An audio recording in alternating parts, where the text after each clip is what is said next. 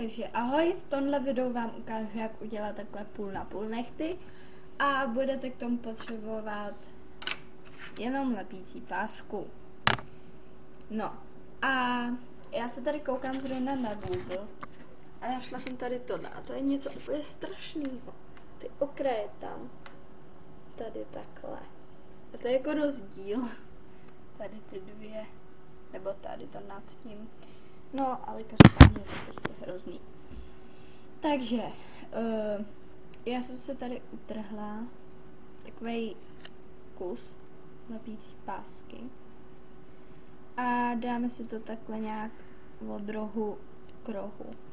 Možná vám bude chvíli trvat, než najdete ten správný úhel, jak to chcete mít. Tak, pořádně uhladíme. Jo, takže takhle a ty kraje tam můžete, ježiš, zahnout. No, stejně jsem to odlupuje.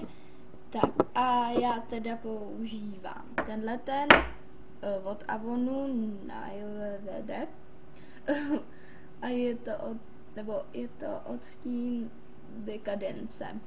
Takže tenhle a ten mám na všech prstech po celém nechtu. A pak na tu půlku tenhle ten Nile Pro od Avonu zase a je to odstín Romance. Takže ten si teď vemu.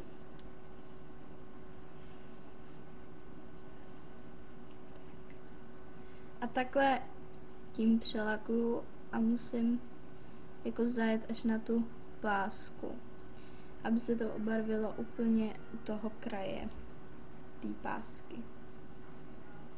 Kdybyste nezajeli na tu pásku, tak by se mohlo stát, že tam neobarví, ale vlastně jako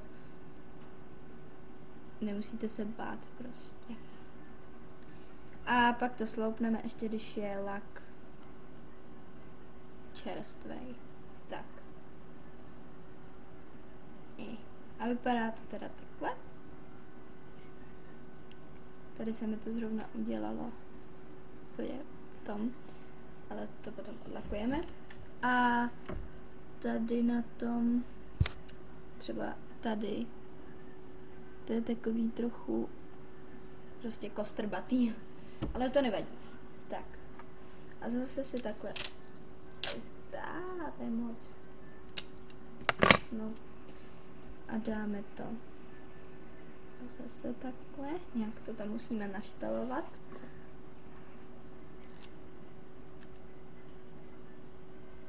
Tak. Takhle. Ohladíme. A ohneme. Tak možná byste to mohli dělat jakože postupně, až vám tady to třeba uschne, tady ten, a pak udělat tenhle pak tam. Ale to je jedno. Tak a teď si to zase nalakuju. Prostě úplně easy.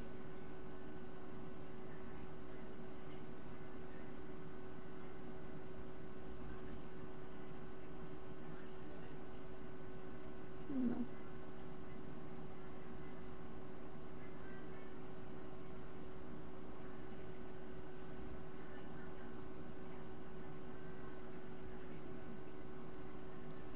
Tak. No a teď to sloupneme. Tady takhle. To je překřížení, takže musím najít ten, co je jakože nad tím, a co je tady ten. A takže sloupnu. No. Tak. A můžete třeba používat tu pásku, kterou jste už použili, ale podle mě to jako tady tu už jsem použila, to je vidět, no. Tak nevím.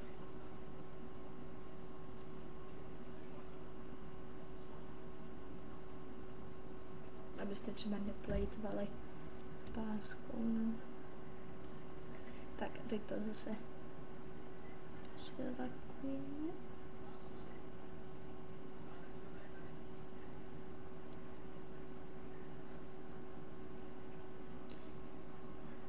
pokud třeba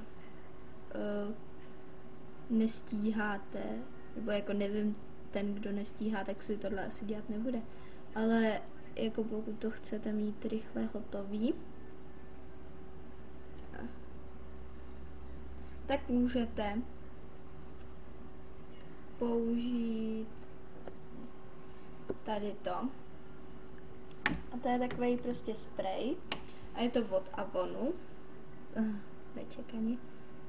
A je to Nail Express. A prostě, když to nastříkáte na to, tak vám to nějak rychlejš uschne. Takže jako nevím, jak to funguje. No, tak, co máme další. Tam nalepíme. Já se omlouvám, že to dělám mimo kameru, ale jako mně se to tady v tom dělá fakt blbě. Tomu tady blbě. Jinam se na to nevidím.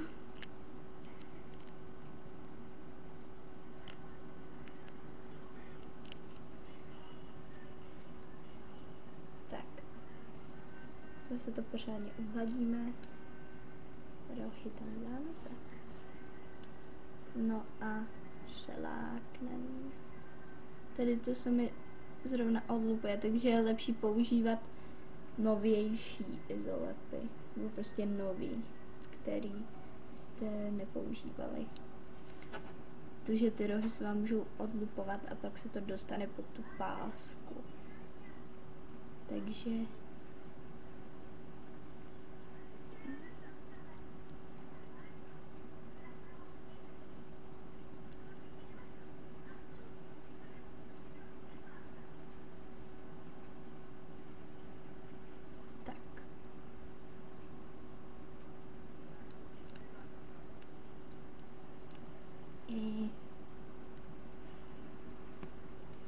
takže tak.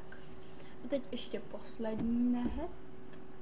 Si vemu už novou pásku. Tak a dám si to zase tam.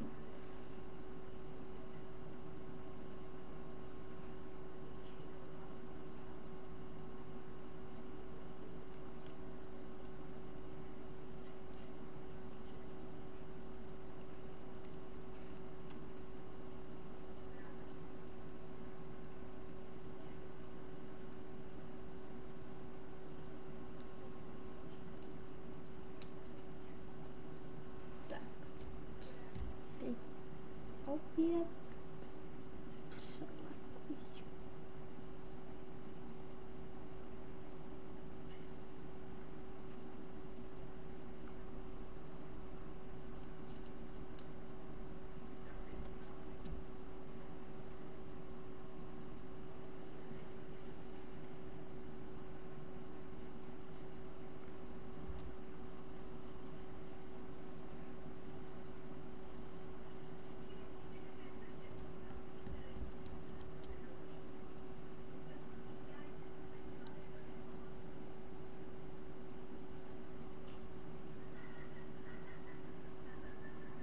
Tak.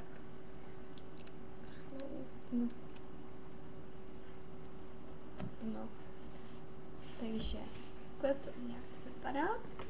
A až vám to uschne, tak je dobrý to přelakovat tím průhledným lakem, jenže já ho tady zrovna nemám, já ho nemůžu najít totiž. No ale to je jedno. Tak. A já si teď nastříkám ty nechty tím, aby to rychleji uschlo. Pak budete mít ty prsty takový masný. A tady je to taky úplně, no, nevadí. Tak a pak na to odlakování těch rohů použijeme uchošťour. A já jsem si do víčka nalila odlakovač. A teď ty kraje prostě odlakujeme.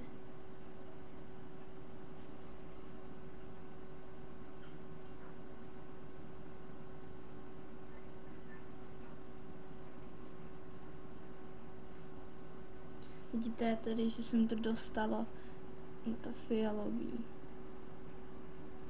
Ne, no. Takový zub tam je tady. No, takže pak to můžete zase přelakovat tím, co jste používali jako první. No, tady to bude mastný. No, takže tak, no.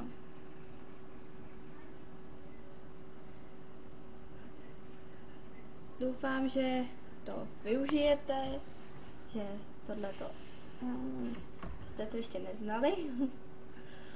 A díky za koukání a čau.